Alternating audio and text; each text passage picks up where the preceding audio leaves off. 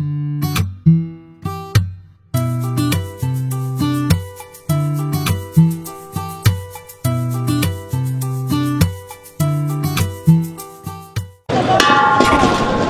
Morning friends, ঘড়িতে এখন 10টা বাজে। সকালবেলা স্নান সেরে বেরিয়ে পড়লাম। এটা আমরা এখন দাঁড়িয়ে আছি মেকলিয়ডগঞ্জের মেইন স্কোয়ার মার্কেটে। তো আমাদের রিসর্টটা থেকে মেইন স্কোয়ার মার্কেটের ডিস্ট্যান্স হচ্ছে অনলি 5 মিনিটস, তাও নয়, হাতে গুনে আপনার 3 থেকে 4 মিনিট হবে। এবার বন্ধু ফাইনালি আমাদের ডেস্টিনেশন আজকে অনেকগুলোই আছে, জানি না কতটা কভার আপ করতে পারবো, বাট আমরা ট্রাই করব। আমরা যেখানে দাঁড়িয়ে আছি এটা হচ্ছে প্রপার মেইন স্কোয়ার মার্কেট। এই মার্কেট থেকে যদি আমরা বাদিকে 1 কিলোমিটার যাই তাহলে আমরা পাবো চার্চ, আর যদি আমরা ডান দিকে 1 কিলোমিটার যাই তাহলে আমরা পাবো মনেস্ট্রি আর দালাই লামা টেম্পল। ঠিক আমরা যেখানে দাঁড়িয়ে আছি এখান থেকে যদি আমরা স্ট্রেট বরাবর 1.5 কিলোমিটার হাঁটি তাহলে আমরা পারবো ভাগসুনাথ টেম্পল এবং ভাগসুনাথ ওয়াটারফল। আর বন্ধু, যারা আপনারা রোপওয়ে করে যেতে চান তারা কিন্তু ঠিক মেইন স্কোয়ার মার্কেট থেকে রাইট সাইডের নিচ থেকে যদি আপনারা যান তাহলে কিন্তু আপনার রোপওয়ের রাস্তাটা পেতে পারেন।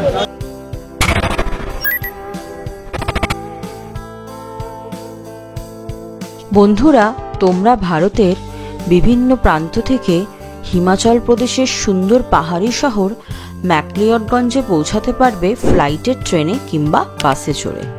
ম্যাকলয়েডগঞ্জের নিকটতম বিমানবন্দর হলো কাংড়া বিমানবন্দর, যা ধর্মশালা থেকে মাত্র 18 কিলোমিটার দূরে অবস্থিত।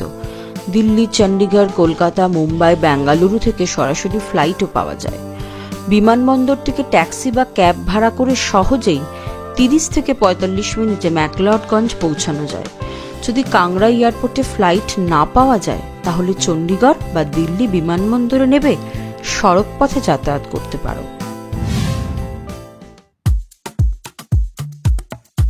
ম্যাকলয়েডগঞ্জের নিকটতম প্রধান রেল স্টেশন হল পাঠানকোট জংশন, যা প্রায় 90 কিলোমিটার দূরে। দিল্লি, কলকাতা, মুম্বাই, বেঙ্গালুরু, আহমেদাবাদ, চেন্নাই থেকে পাঠানকোটের জন্য সরাসরি ট্রেন পাওয়া যায়। পাঠানকোট থেকে ধর্মশালা বা ম্যাকলয়েডগঞ্জ যাওয়ার জন্য বাস বা ট্যাক্সি ভাড়া করতে হবে, যা প্রায় 3 থেকে 4 ঘন্টা সময় নেয়।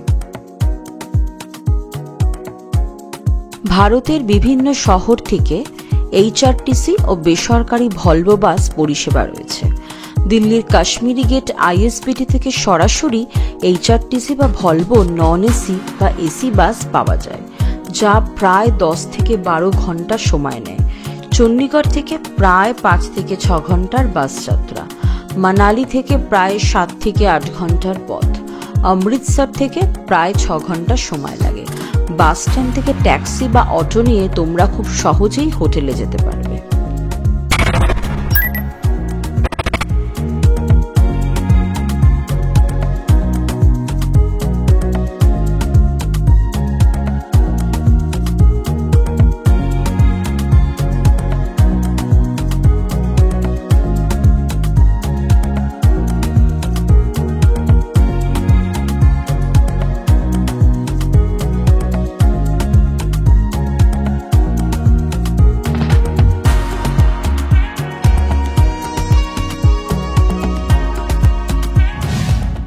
ফ্রেন্ডস, অবশেষে 1 কিলোমিটার পায়ে হেঁটে চলে এলাম সেন্ট জন চার্চে। চার্চের বিউটিটা আপনাদের একটুখানি বলি, এটাতে ঢুকতে কোনো এন্ট্রি ফিস লাগে না। তো আপনারা প্রথমে হেঁটে এসে যে গেটটা দেখবেন, ওই গেট থেকে আরও 100 মিটার এগিয়ে এসে কিন্তু মেন এন্ট্রান্সটা। তো যেখান থেকে ঢুকে এসে আপনার এই চার্চটা পড়বে। চার্চটা আপনাকে জুতো খুলে ঢুকতে হবে ভেতরে। আর ঠিক এর অপোজিটে একটা ইকো পার্ক আছে।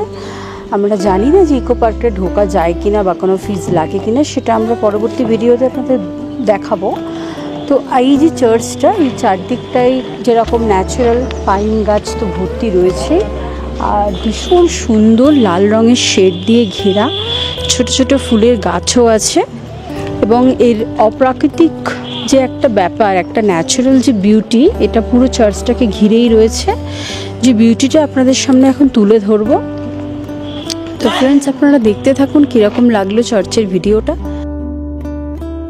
ম্যাকলডগঞ্জের প্রথম পর্বে আমরা তোমাদের নিয়ে চলে এসেছি এক অনন্য স্থানে, Saint John in the wilderness চার্চে। ম্যাকলডগঞ্জে বাসস্ট্যান্ড থেকে মাত্র 1.5 কিলোমিটার দূরত্বে অবস্থিত এই চার্চ সহজেই পায়ে হেঁটে বা গাড়িতে করে যাওয়া যায়। এই ঐতিহাসিক চার্চটি 1852 সালে নির্মিত, ব্রিটিশ রাজের সময়। পাইন ও দেবদারুর গভীর জঙ্গলের মাঝে অবস্থিত এই চার্চ যেন প্রকৃতির এক শান্তিপূর্ণ কোণে লুকিয়ে থাকা এক ইতিহাসের সাক্ষী। চার্চের ভিতরে প্রবেশ করলেই অনুভব করা যায় এক আধ্যাত্মিক শীতলতা। গথিক স্থাপত্যশৈলী, রঙিন কাচের জানলা আর বিশাল কাঠের আসবাব, সব মিলিয়ে যেন এক অপূর্ব দৃশ্য।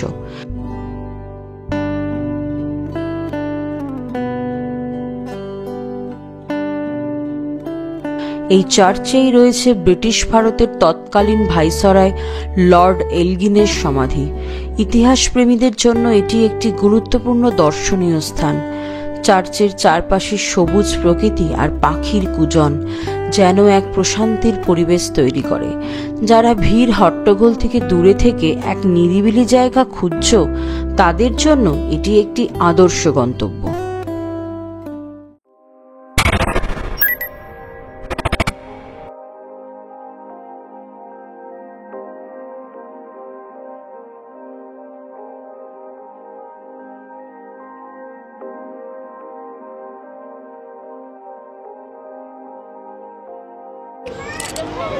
হাই ফ্রেন্ডস, সেন্ট জন চার্চ দেখে ঝালমুড়ি খেলাম, মুখটা ভীষণ ভাল লাগলো। এবার চলে এলাম ঠিক তার অপোজিটেই ইকো পার্ক। এই ইকো পার্কটা ভীষণ সুন্দর দেখতে।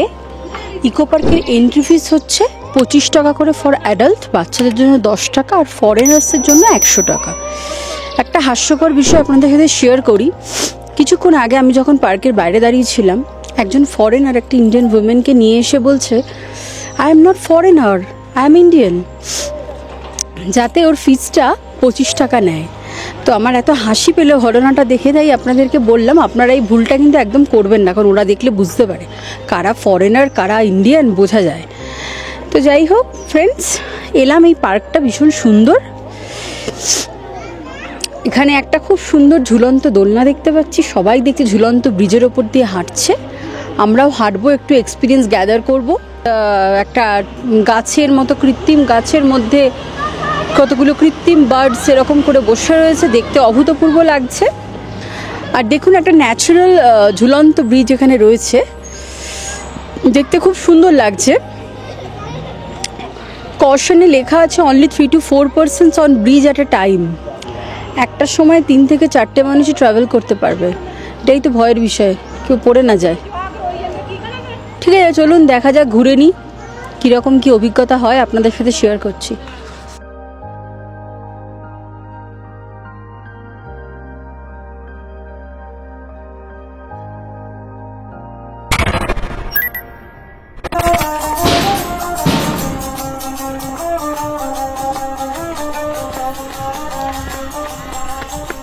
তাহলে তুই বলছিস যে বৈশাখ মাসে গঙ্গা স্নান, তুলসী গাছে জলদান আর তীর্থ ভ্রমণ ভীষণ ভালো। তাহলে এটা আমরা তীর্থ ভ্রমণই করছি এক প্রকার। কত তো ঠাকুরের মন্দির আমরা দর্শন করলাম। এখন আমরা চলেছি ম্যাকলডগঞ্জে অবস্থিত এক প্রাচীন ও পবিত্র স্থান ভাগসুনাথ টেম্পলে। এই টেম্পল শুধুমাত্র ধর্মীয় কারণে নয়, প্রাকৃতিক সৌন্দর্যের জন্য ভ্রমণ প্রেমীদের আকর্ষণ করে। চলো জেনে নেওয়া যাক এর ইতিহাস, আকর্ষণীয় স্থান এবং কিভাবে এখানে পৌঁছানো যায়। ম্যাকলডগঞ্জ শহর থেকে মাত্র 2 কিলোমিটার দূরে অবস্থিত এই ভাগসুনাথ টেম্পল। তোমরা চাইলে পায়ে হেঁটে, বাইক বা ট্যাক্সি ভাড়া করে সহজেই এখানে পৌঁছাতে পারবে।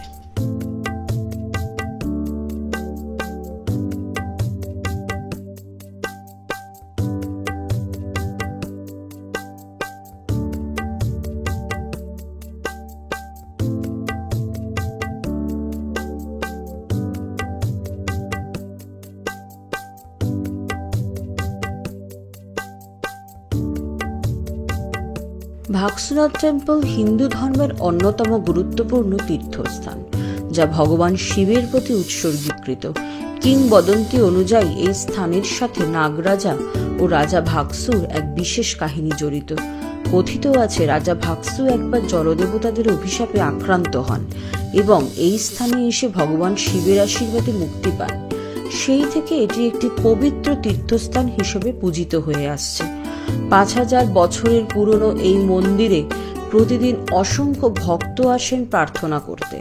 মন্দিরের চারপাশে ঘন সবুজ বন, পাহাড় ও নির্মল বাতাস এক আধ্যাত্মিক অনুভূতি দেয়। মন্দিরের সামনে রয়েছে একটি প্রাকৃতিক জলাধার, যেখানে পবিত্র স্নান করলে পাপমোচন হয় বলে বিশ্বাস করা হয়। মন্দিরের কাছেই অবস্থিত এক অপূর্ব জলপ্রপাত, যাকে বলে ভাগসু জলপ্রপাত। শ্রাবণ মাস ও মহাশিবরাত্রির সময় এখানে বিশেষ পূজা হয়, যা দেখতে প্রচুর ভক্ত আসেন।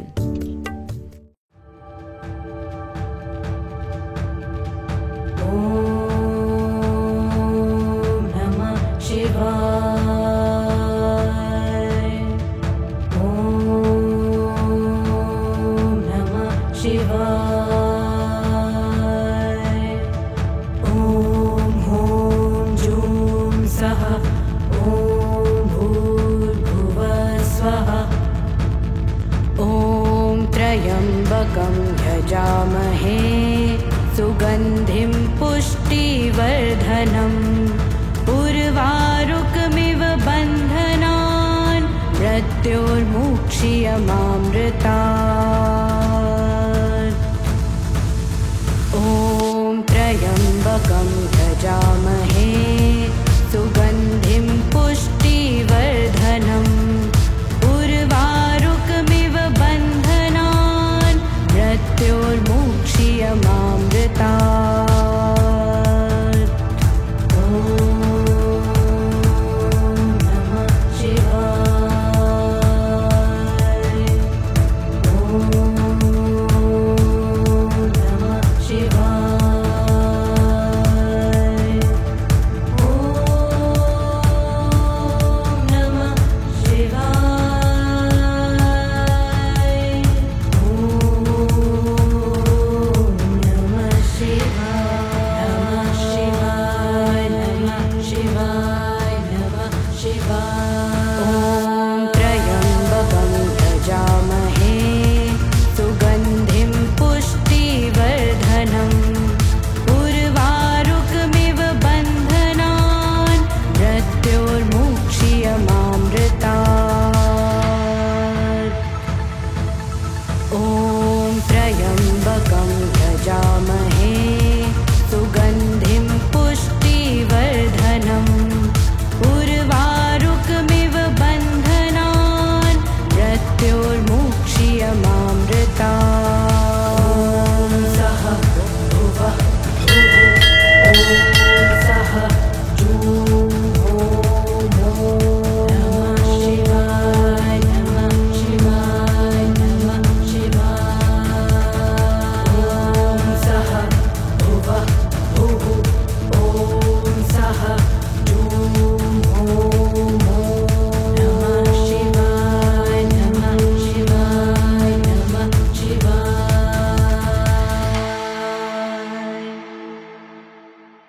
ভাগসু মন্দিরে কিছুক্ষণ দাঁড়িয়ে প্রার্থনা করলাম, কারণ সামনে আমাদের জন্য অপেক্ষা করছে এক দুর্দান্ত ট্রেকিং পথ। তারপরই শুরু হলো আমাদের আসল অ্যাডভেঞ্চার। মন্দিরের পাশ দিয়ে সরু পাহাড়ি পথ শুরু হলো। প্রথমে মনে হচ্ছিল আহা বেশ সহজ হবে, কিন্তু যতই ওপরে উঠলাম ততই পথ কঠিন হতে লাগলো। পাহাড়ের ঢালে একদিকে সবুজ বন, অন্যদিকে গভীর উপত্যকা। এমন একটা পরিবেশ যেখানে প্রতিটি মুহূর্তই ছিল শ্বাসরুদ্ধকর। কিছু কিছু জায়গায় পথ এতটাই খাড়া আর পাথুরে যে আমাদের থেমে থেমে হাঁপাতে হচ্ছিল, কিন্তু বিশ্বাস করো ক্লান্তির চেয়ে উত্তেজনাই ছিল বেশি। তখনই এক জায়গায় চোখ পড়ল, দূর থেকে যেন জলপ্রপাতের গর্জন ভেসে আসছে।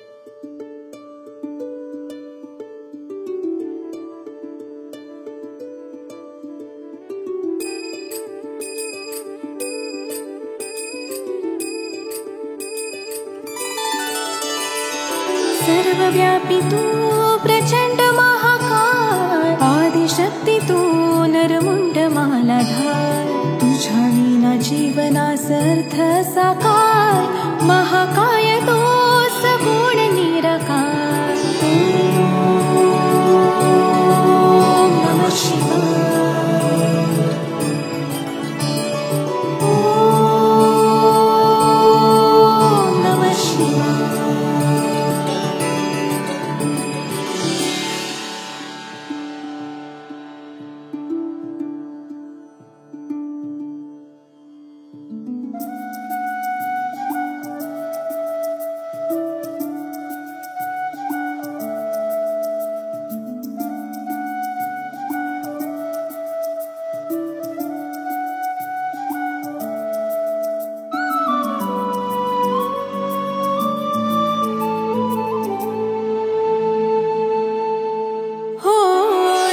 शक्ती तुझ दान तुझ चरणी माता तूच माझा पितान तूच माझी माता तुझ्या चरणी लीन व्हावे हे आदि देवा परब्रह्म तूच तुमज एक सूर ठावा शंभू शंकरारे तुझ पायी यावे डोळे भरून पाहता जिणे साथ व्हावे शंभू शंकरारे तुझ पायी यावे डोळे भरून पाहता जिणे साथ व्हावे ओ जिणे साथ व्हावे ओ जिणे साथ व्हावे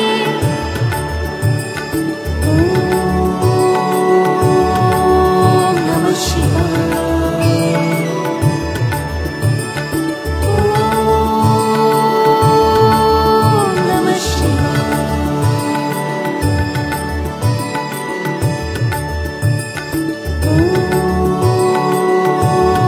ओम नमः शिवाय ओम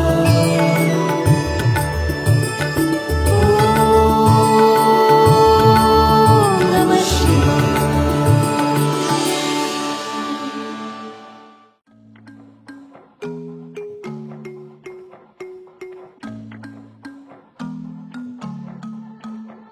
অবশেষে বহু কাঠখড় পুড়িয়ে আমরা পৌঁছে গেলাম ভাগসু জলপ্রপাতের কাছে।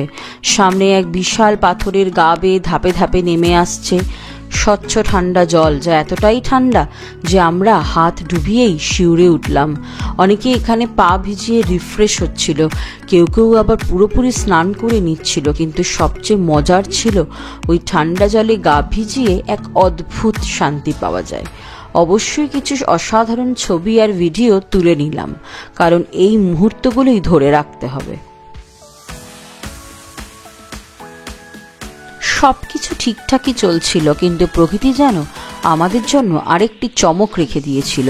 ঠিক যখন আমরা নামতে শুরু করেছি তখনই আকাশ কালো হয়ে এলো, আর কিছুক্ষণ পরেই শুরু হয়ে গেল ঝিরিঝিরি বৃষ্টি।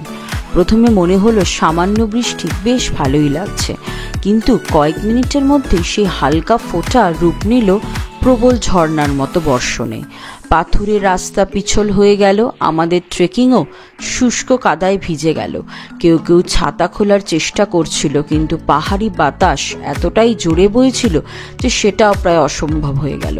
চারপাশটা কুয়াশায় ঢেকে গেল, দূরের পাহাড়গুলো অদৃশ্য হয়ে গেল, আর আমরা সেই বৃষ্টির মাঝে পিচ্ছিল পথ ধরে নেমে চললাম এক অভূতপূর্ব অভিজ্ঞতা নিয়ে।